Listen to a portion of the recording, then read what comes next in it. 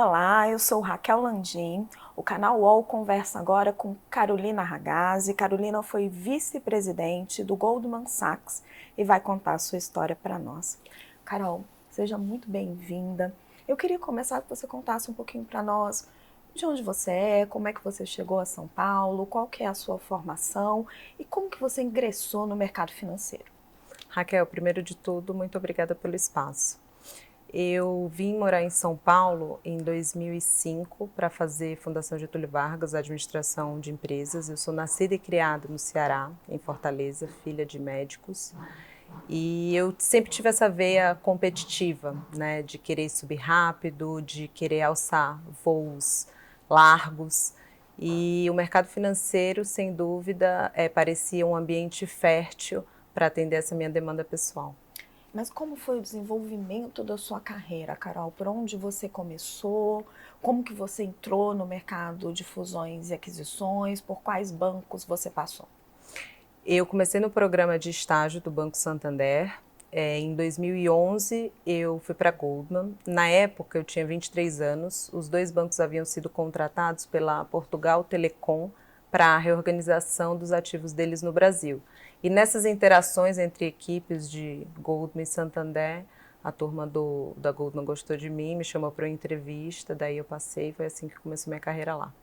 Carol, e como foi o desenvolvimento da sua carreira dentro da Goldman Sachs? Você diria que foi acelerado ou foi um processo mais lento? Como que são os degraus lá dentro? A carreira do banqueiro de investimento é uma carreira muito estruturada. A gente chama de ou para cima ou para fora. Se você não estiver indo bem, provavelmente você vai ser demitida, seu bônus vai ser zerado e você vai para fora. Então, são 3 anos e meio de analista, mais 3 anos, 4 de associado, depois você vira vice-presidente. Eu fiz toda a carreira, como eu te falei, eu comecei de estagiária. Quando eu fui para a Goldman, eu já era analista e quando eu fui ficando mais sênior, que eu virei vice-presidente, antes mesmo da minha gravidez, eu comecei a me sentir muito isolada. A carreira do banqueiro de investimento é uma carreira muito intensa. Eu trabalhava 100 horas por semana. É uma indústria muito árdua, que tem seus benefícios de subir rápido e retorno financeiro, mas é uma carreira de total entrega para você prosperar. Carol, você publicou um vídeo na internet em que você diz que na volta da sua primeira licença maternidade, você se sentiu, nas suas palavras, escanteada e assediada. O que mudou? Tudo. Até a minha licença, eu sentava na mesa. Eu ajudava a tomar decisão, eu era muito ouvida.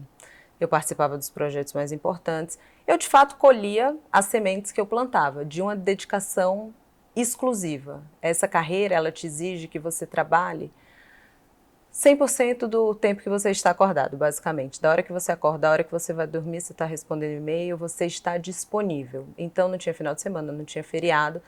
E por todo esse tempo eu joguei esse jogo e colhi os frutos de toda essa dedicação.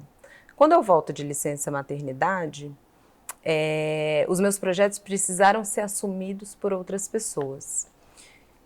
E daí o retorno vem com muita dificuldade, porque essas pessoas que acabaram me substituindo não queriam mais sair. E a liderança não impôs uma regra que fosse justa, de forma a me blindar, e aí você vai sendo esvaziada. Então, normalmente aconteciam duas opções: ou eu era excluída do projeto, ou ou eu participava, mas de ouvinte. A pessoa que estava liderando na minha ausência seguia na liderança e eu ficava ali num papel secundário. E à medida que eu tentava reconquistar o protagonismo que eu tinha, começavam as brigas políticas. Na nossa conversa inicial, você mencionou episódios, por exemplo, da sua necessidade de ir para casa para amamentar sua filha ou para colocá-la para dormir, que isso gerava críticas. Você pode contar um pouco como era isso? Posso. Eu nunca abri mão de, pelo menos no horário noturno, ficar um pouco com os meus filhos e colocá-los para dormir. Então eu ia mais cedo para casa, mais cedo, né? 7h30 da noite, 8 horas. Fazia o que eu não abria mão, que era inegociável para mim, e depois voltava a responder e-mail, voltava a revisar material. E continuava o meu segundo turno. Mas ficava aquele falatório, e eu não estava naquele ambiente para saber o que estavam falando de mim. E na prática, o que acontecia, Raquel?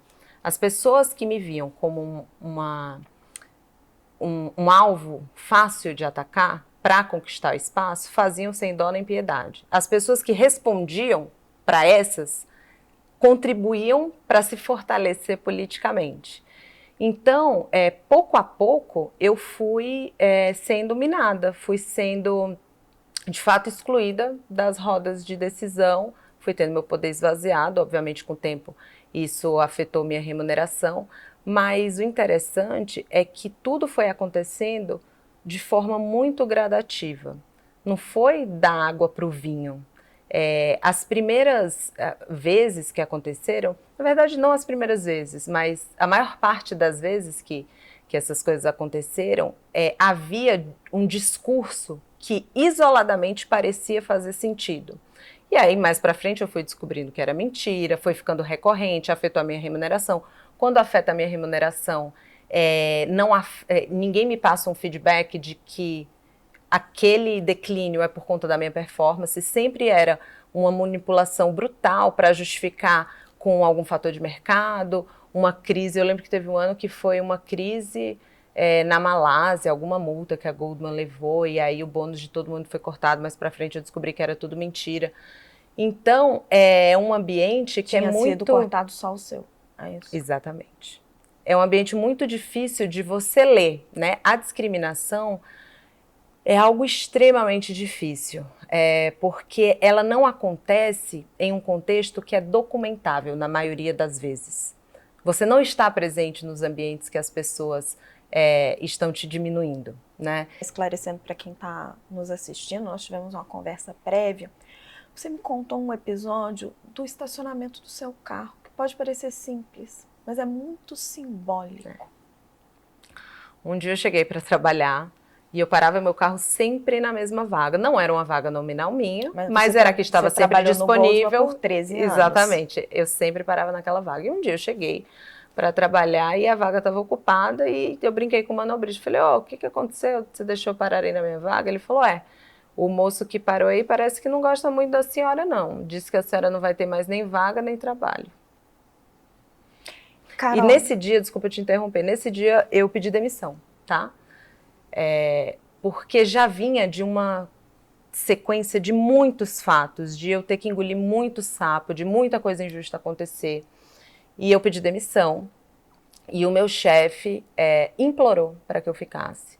Que eu era uma estrela em ascensão, que eu não podia fazer isso com a minha carreira, que essa carreira é assim, é muito competitiva, e que é normal, mas que a partir dali eu estaria blindada, porque agora ele sabia.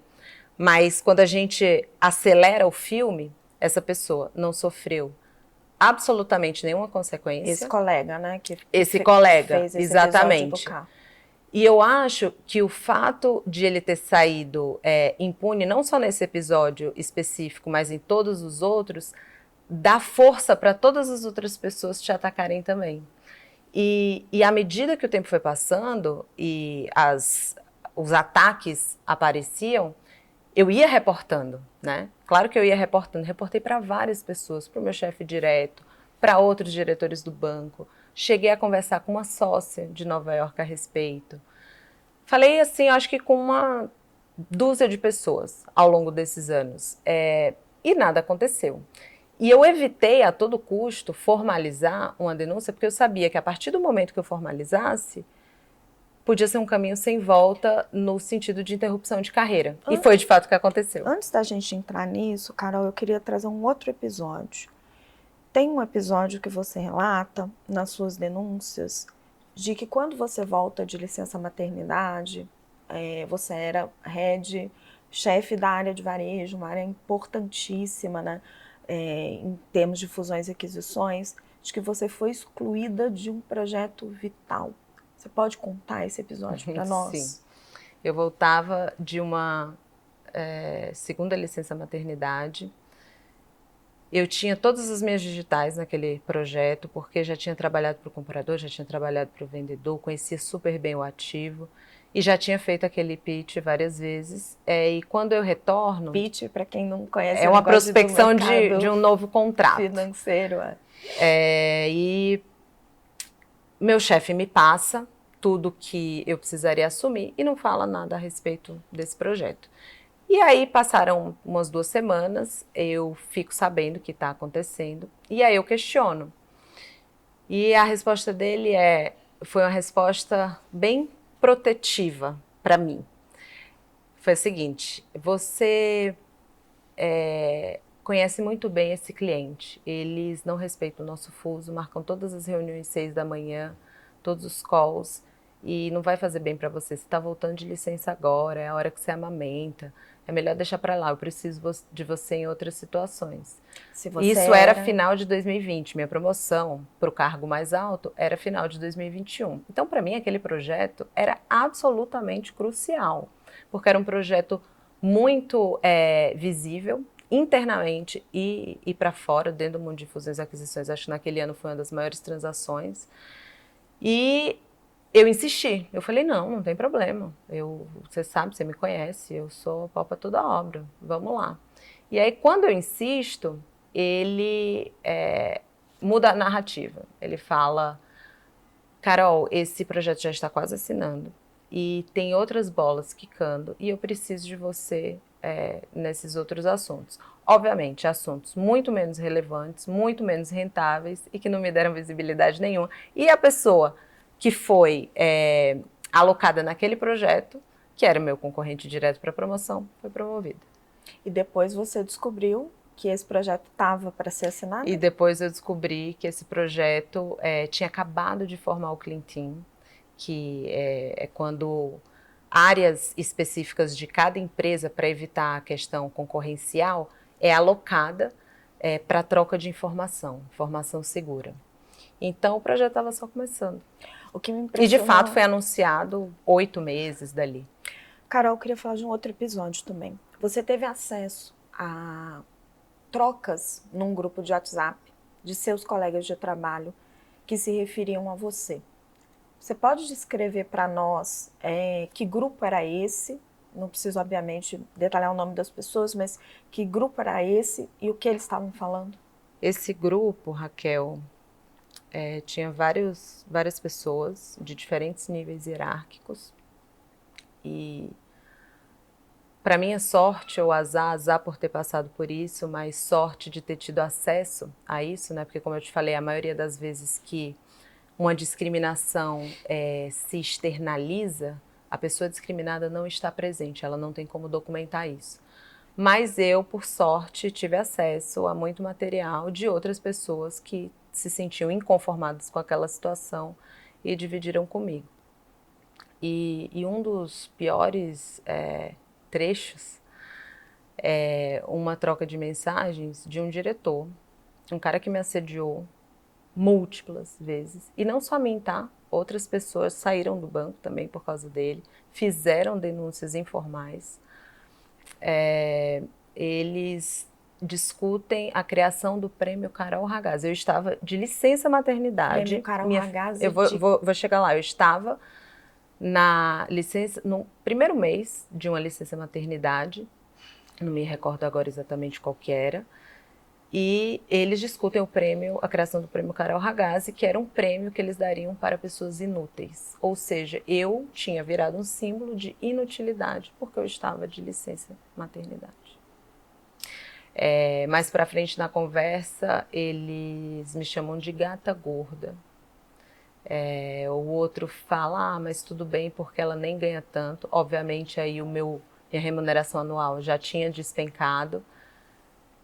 E aí o outro menciona, mas está tirando do seu, algo do gênero, eu não lembro dos detalhes, mas os adjetivos eram tão sórdidos que me embrulha até o estômago de lembrar disso, sabe?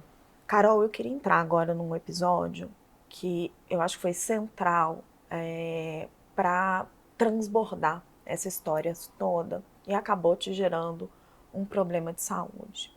Você pode relembrar para a gente que episódio foi esse e o que ele provocou na sua vida?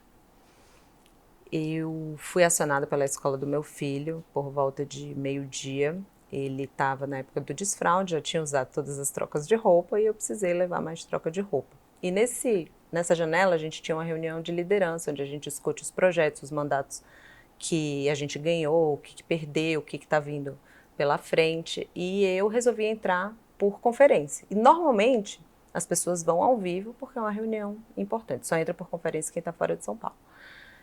E a reunião começou, eu estava no mudo, e a gente tinha acabado de perder um mandato de um cliente que eu tinha feito o trabalho como manda o livro, sabe? Tinha checado todas as caixinhas e era uma concorrência de 12 bancos. A gente ficou em segundo lugar, perdeu por remuneração, cobramos mais caro. E a cliente nos ligou e deu esse feedback, que ficou com pena, mas que a decisão não era só dela, tinha um comitê, governança, e que, infelizmente, pelo nosso FII, pela nossa cobrança, a gente tinha ficado fora da transação.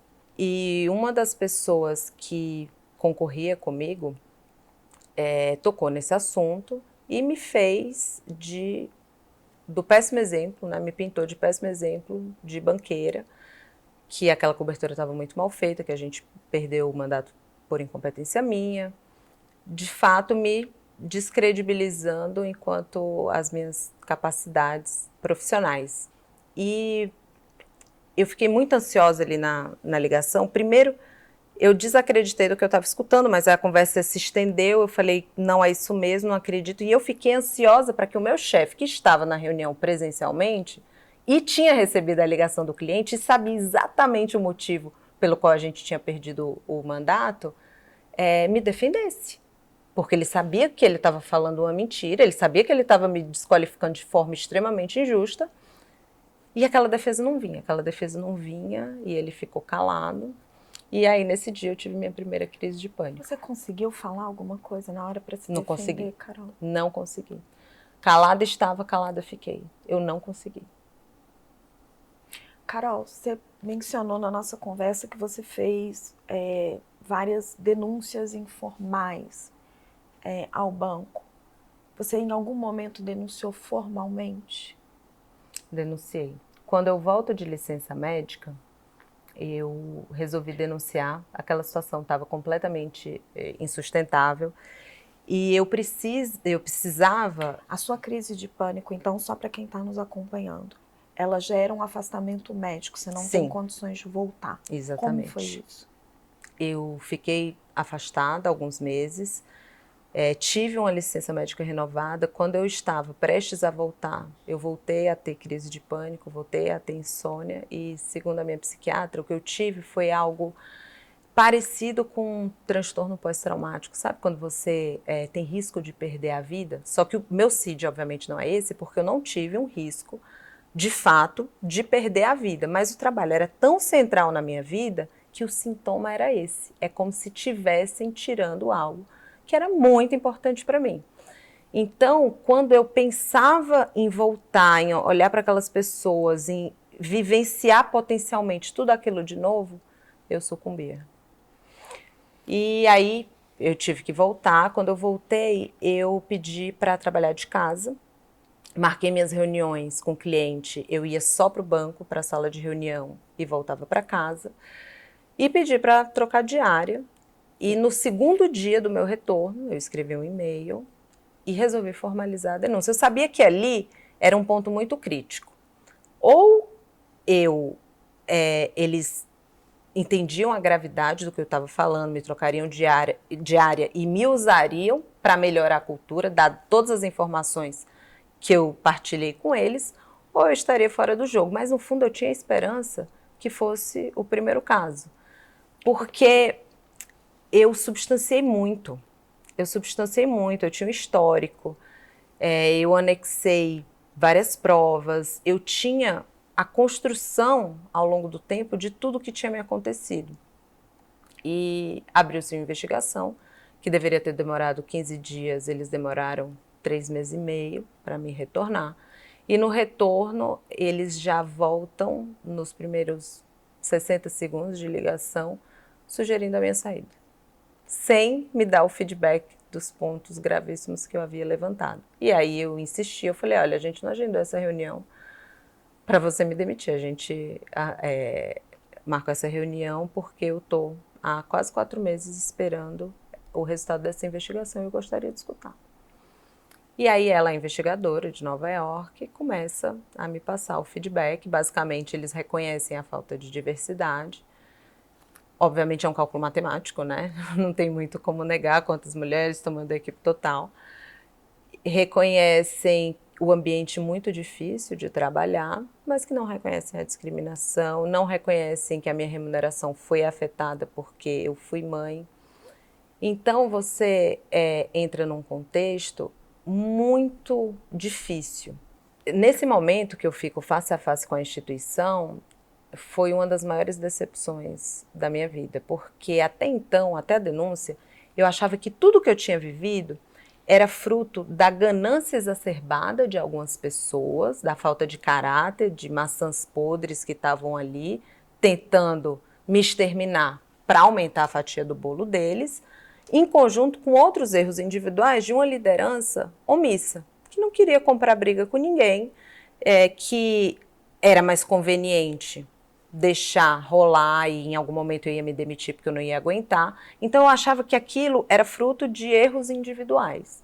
Quando eu faço a denúncia e vem esse feedback, para mim foi um balde de água fria gigantesco, porque o negacionismo de tudo aquilo que me aconteceu mostrava, de fato, a postura antiética da instituição de, ao se deparar com acontecimentos irrefutáveis, prefere negar, colocar embaixo do tapete, se aproveitar, de certa forma, de uma pessoa que está altamente fragilizada emocionalmente para minimizar o custo.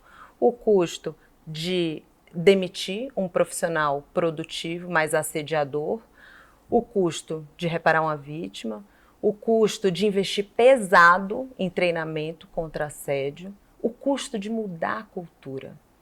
E eles se esquivaram disso. Então, nesse momento, para mim, foi uma grande decepção, porque no fundo, por mais difícil que fosse, eu ainda tinha alguma esperança de que eles iam fazer o correto. Carol, e como se deu finalmente a sua saída do Goldman?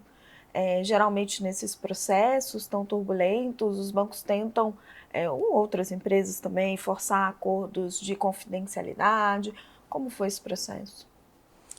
Foi um processo muito longo, muito difícil. Em determinado momento, Raquel, eu até ia assinar para me ver livre, porque eu não aguentava mais. E, de fato, eles propuseram, eles queriam que eu me comprometesse com a confidencialidade. Como eu te disse, por estar vivendo esse momento muito doloroso, eu cogitei. E foram meses de negociação das cláusulas, mas no contexto do meu trabalho, eu negociei muitos acordos de confidencialidade para os meus clientes. Então, é uma linguagem a qual eu estou muito familiarizada. E aquilo que eles queriam que eu assinasse não era padrão, era uma confidencialidade eterna, sem prazo. Se fosse 1 ano, 2, vai lá, para eu me ver livre. Mas eles esticaram tanto a corda, eram cláusulas tão leoninas que eu recusei. Eu disse não. E esse processo, obviamente, se estendeu muito, em favor deles, obviamente, porque você sabe que o valor de um banqueiro de investimento é o quão conectado ele está com aquele ecossistema dos clientes que vão fazer uma abertura de capital, que estão estudando entrar em novos mercados. À medida que o tempo passava, eu ia ficando mais obsoleta, e eles sabiam disso, que o meu valor de mercado ia caindo, e eles usaram o tempo em favor dele. Então, demoravam meses para responder o e-mail. Foi uma questão realmente muito difícil de lidar. E a minha demissão só acontece porque o que eles fizeram? Eles obstaculizaram o meu retorno. Para eu, de fato, voltar às minhas funções, eles precisavam agendar o meu exame médico de retorno ao trabalho, com a empresa conveniada deles. E eu pedi o agendamento, eles não agendaram. Para eu ser demitida, eu tive que fazer um exame médico numa clínica particular, mandar uma notificação extrajudicial, anexando o meu exame de aptidão. Depois disso, eles demoraram mais de mês para responder. Quando responderam, indicando o recebimento daquilo. 4 dias depois me demitiram. Carol, o que você está fazendo aqui não é comum. Geralmente as pessoas passam por esse tipo de episódios e se calam, por receio de retaliações do empregador, por receio de não conseguir novos empregos. Por que você decidiu falar? Porque essa história não é só minha. À medida que eu comecei a me abrir com outras pessoas e outras começaram a confidenciar, e todo o letramento que eu tive sobre a problemática da mulher no mercado de trabalho, o estudo da própria Cláudia Goldin, Nobel de Economia, 2 anos atrás, mostrando que a maternidade é de fato um ponto de inflexão na carreira feminina, saber que essa demanda é universal das mulheres profissionais que resolvem virar mãe. E eu acho que eu reúno um conjunto de fatores que me dão essa coragem, porque eu tenho uma rede de apoio muito grande, meu marido foi uma peça fundamental. Até curioso, quando eu estava nesse processo de decidir, falo ou não falo, eu consultei 6 pessoas, 5 me chamaram de louca. Você não vai fazer isso, eles vão te processar, vai ser uma dor de cabeça, muita exposição. E meu marido virou para mim e falou assim, olha, vai ser difícil, mas se tem uma pessoa que tem capacidade de fazer isso, que eu conheço é você. Então, assim, eu tenho rede de apoio, eu tenho uma estabilidade financeira, fruto de uma disciplina financeira que eu tive durante todo o período de trabalho, um certo desapego material também, porque essa questão da estabilidade financeira, apesar de eu ter reservas que tiram o pânico, a angústia de ter boletos vencendo e não ter o dinheiro para pagar, o dinheiro é um bicho perigoso, porque se você não coloca um freio, você vira escrava de querer mais, mais e mais. Então, esse desapego material que eu consegui trabalhar ao longo do tempo, de saber o que eu preciso, o que é suficiente, é outra ferramenta que é incomum.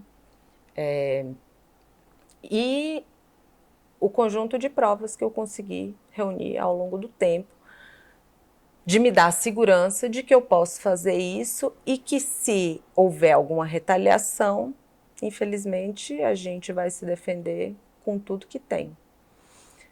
Então eu acho que vem em mim um senso de responsabilidade muito forte, porque quando eu penso, quantas mulheres reúnem tudo isso que eu tenho? Poucas.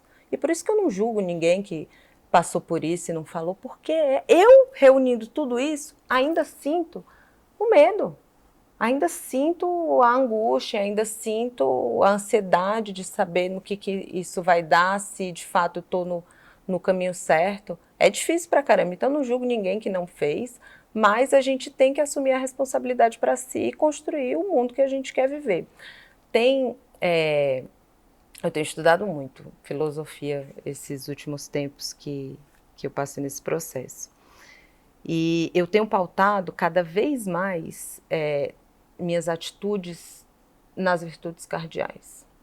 Da temperança, da coragem, da prudência. E quando a gente tem tudo alinhado, a gente exerce a justiça. E essa atitude eu tenho certeza que está absolutamente alinhado com as 4 virtudes cardeais.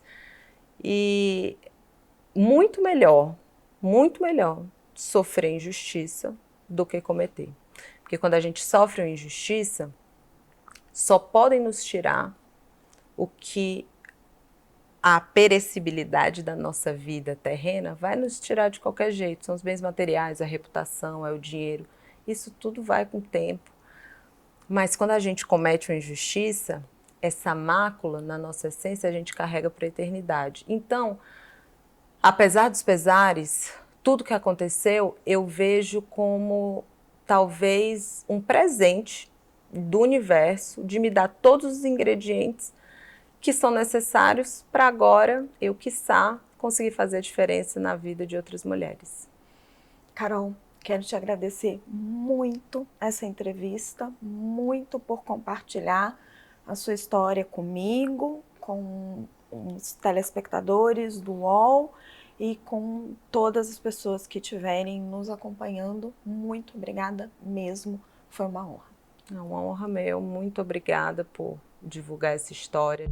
Procurado pela reportagem, o Goldman Sachs afirmou que as acusações de Carolina Ragazzi são falsas. Em nota, o banco disse, abre aspas, no Goldman Sachs temos políticas generosas de licença para apoiar nossos funcionários em diversos momentos importantes da vida e não toleramos qualquer forma de retaliação contra um colaborador que faça uso dessas licenças. Contestamos veementemente essas alegações que são falsas. Não seria apropriado comentar as circunstâncias específicas ou o desempenho de um funcionário em particular. Fecha aspas. Qual